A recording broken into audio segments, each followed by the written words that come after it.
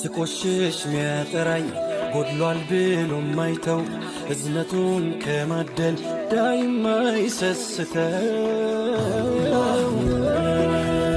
ጌታዬ አላህ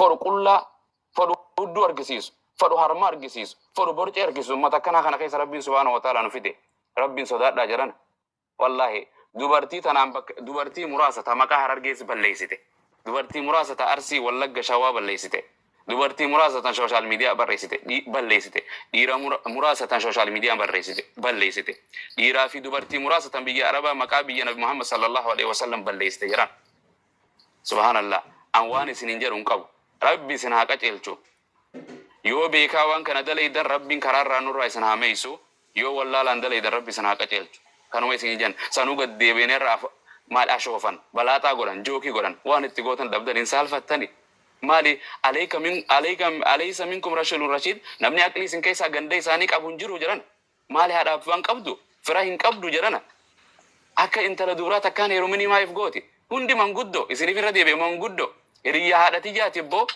hiriyati yundisi jarana se charam baftani rifensa bira baftani mila bira gurra bira ilkan caccabstani kan bira sini biqalu dema ilkan raya edume hundati anafi sinis amata qurator ba social media kan walin jira aboni gorfanna da abada sanif asumarate sinir ragaba risko dabada sani sinin jende sin gorsine yo danga khabiratil le jade analle tadabara garagal sheikha kan dubatin takkanatti garagalcha ani rabbi ujara kenya ani namalle oso rabsun tay safum beka amantin beka adam beka rabbi kiyam beka hawasa kiyam beka biyatiyam beka ganda kiyam beka dura lubbutiyatti maqa goda amantitiya hada fi bakiyatti kabaja ilman kiyatti kabaja seenati yatana bodatitti kabaja jarana wa meqaf qabsoina beka biyaf qabsoina amantidaf dinaf lubbu ofitif arabso mit jarana nama lama isunu wala rabsu jirtani wala rabsa arramiti kagarte warra du'e arrabsitan warra du'e gubdan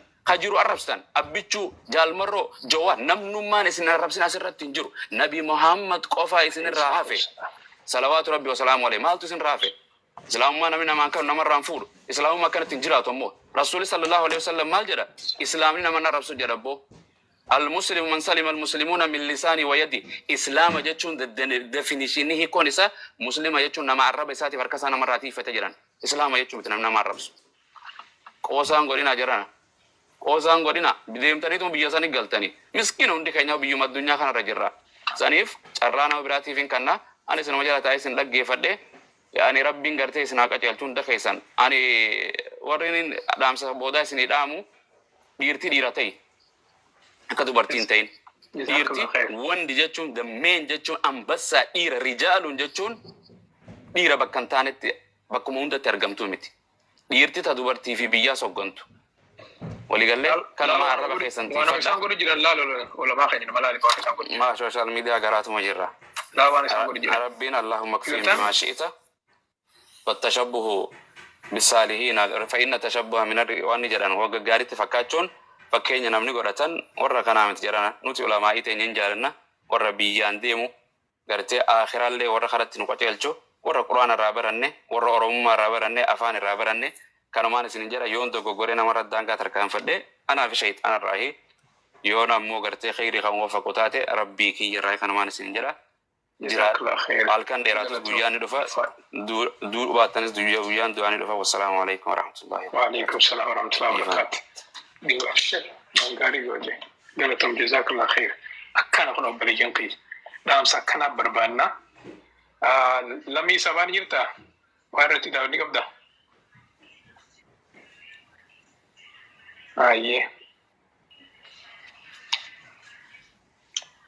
سبونا وارتي داوني قبدا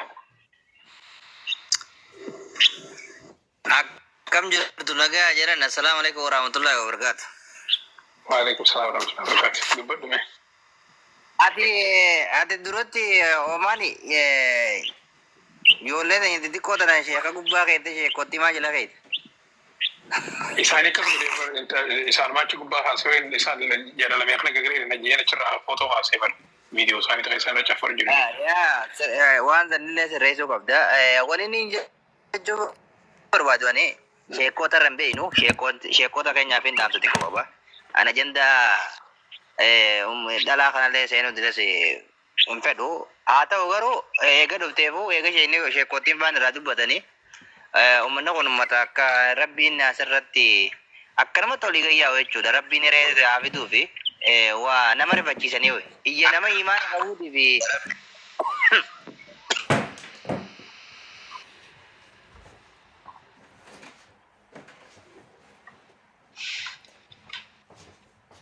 السلام عليكم.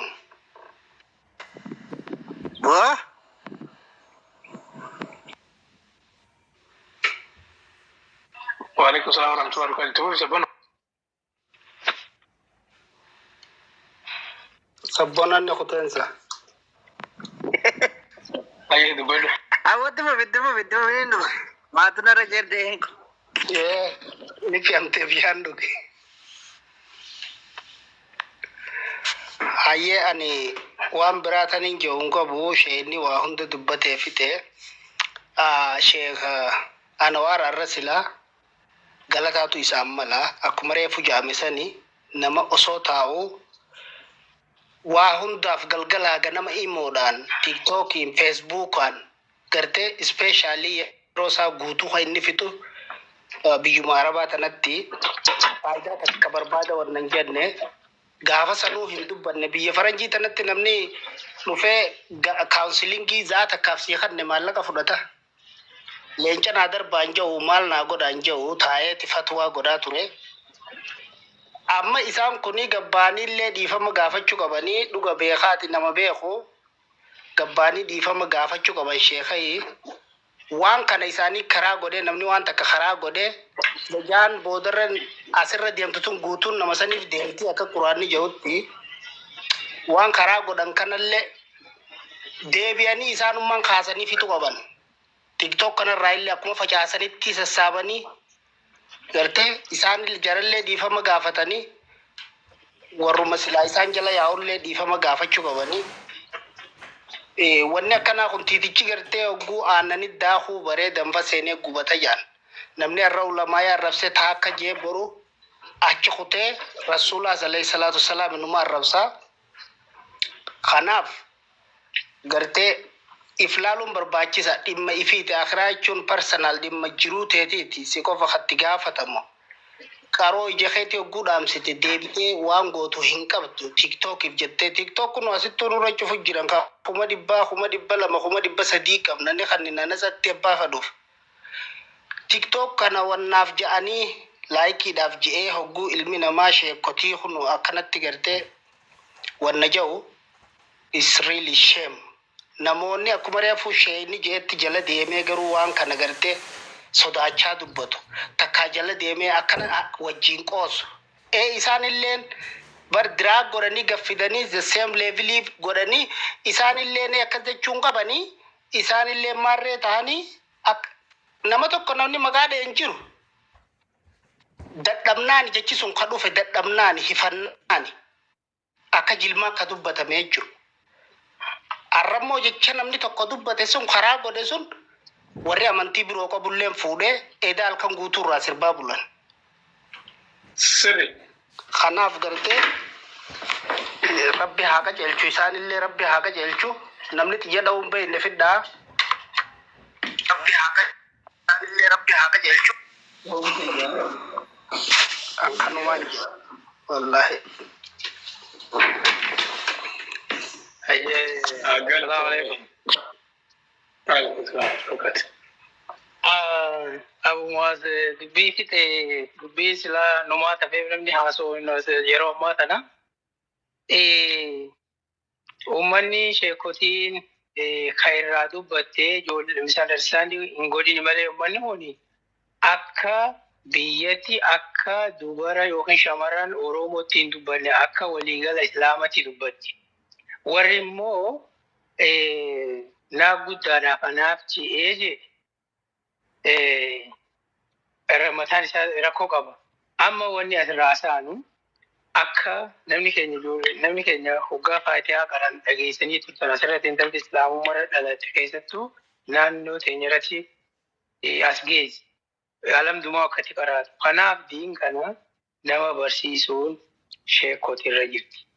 Immoo nama tokko aalimoonni guguddaan xiqqisho waan namni guddaa waan nuti amma kadiin hin beekne kun amma jecha kana hin jiru. Namni qaanfatu walirraa qaba.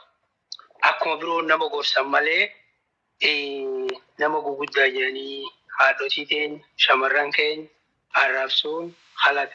Amma ijoolleen teenya walumaa galatti akka Hararitti Hawaashii gaditti reeffa nama du'ee goota qabsaa sabaat baaftee arrabsiti. Sheekha masqala irratti keessi arrabsiti. Sheekotii lubbuun jirtu arrabsiti. Kun hundi maalirraayi? Jaahilummaarraayi.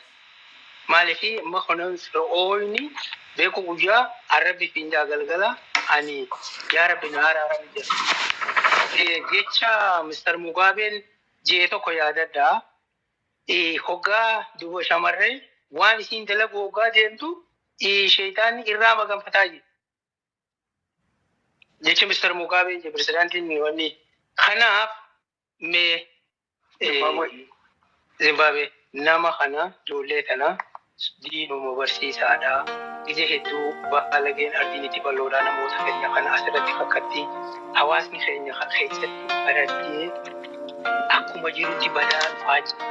Jiraan harkaan ba'u du'aan harkaa ba'aan jiru feliisoo dandeessan safuu teessan qabadha. Garuu sheekotii keenya iddoo aalintootarraa jechi ja'ame sun hin eegamu gabaabumatti affeduu isaan jara kanaaf hin jenne isaan akka waliigala jira. Social media irratti akka waliigala jira. Isaaniif hin jenne. Kun immoo rakkoo qaban jirree ka sheekatii gaddeebisu kuni rakkoo isaanii du'aayii fi godhuufii qaban. Gaafa sheekotiin gaafa nabii jaartiin Habil Habib sallallahu alaihi wasallam nabi Muhammad guutate kadhatee ijoollee arrabsuudhaaf jechuu kiyya. Kanaaf sheekotiin keenya haftee aambiyootaati. Haftee asaabotaati. Diin kun akkasitti as ga'e. Kanaaf nama waa beekutti filiis oo dogongorellee filiis bu'uudhaaf yaalii godhuu dhabuu danda'a. Akkanumatti gartee nama tokko bitiraanummaadhaan aalima guddaa biyyaa nama sabaaf biyyaaf lammiif amantiif qabsaa'e xiqqeessuuf yaalii godhurraa xiqqishoo if qusadhaan isiniin jaa andaamsa hanganumaa gizee iddoo bumuwaas galatoomii asawaa khaytirratti isin harkaa ulfaadhu siin jaa akkasuma bu'aan waan illee ummata biyya arabaa jiru kana horii isaanii seef godheef dhiirsatti horii keessaniin kennina boruu isin biraa deema jeeni nama silaa irra qooda qabu isaan biraa. Nama qooda qabu kanaaf gaa Oromoodhaa waa godhuun galanni ishii wanniidhaa isokka irra laalanii Oromos bakka hin buutu manni kuni haa ta'u du'aa godhaaf ishee kotiin ammallee ijarraa hambisaa obboleeyyan keenya kana. Maaliif qabibi naa beektaa akkanatti turuun kunu akkanatti gartee akkana ta'uun kunu qababine tokkorraa du'aa godhaaf assalaamu alaikum. Waalaikum salaam wa rahmatullahi wa barakatuh. Galatoon. Ayyee Haja Abdi Ahmad jirta? Jira Yusuf, salaamu alaikum.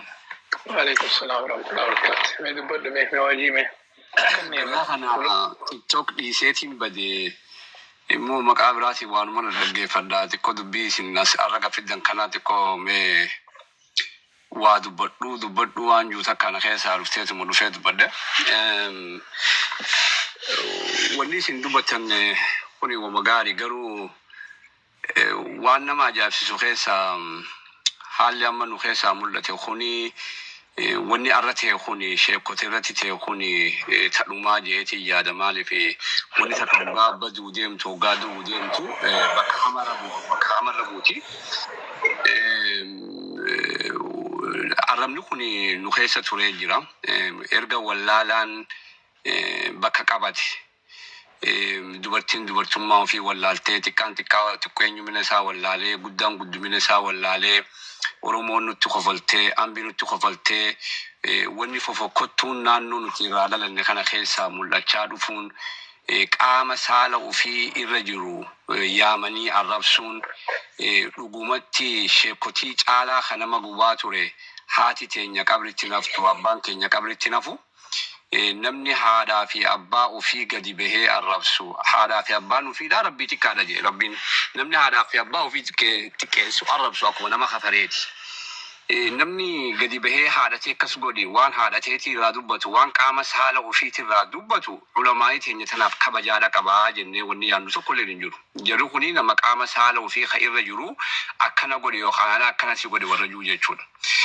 Xiqqeenyi nuti barana yookaan baroottan hedduu keessa dabarre kuni afaan keenya keessaa wanni bahu nama muslimaa taane ilmaan hayyootaatii fi ilmaan beektotaa ilmaan ulamaa'otaa taane afaan keenya keessaa bahu namni amantii teenyan hordofnilleen nu wal gorsaa bahanii jechuudha. Kana namni ilaaluu dadhabe. Ulamaa'in teenyalleen bakki isaan itti nuti dogongoran sadarkaa ummanni amantii teenyan qabne akka warra muslimaa hin tahina akka warra harargee hin tahina nun jaan takka keessa geenye jechuudha.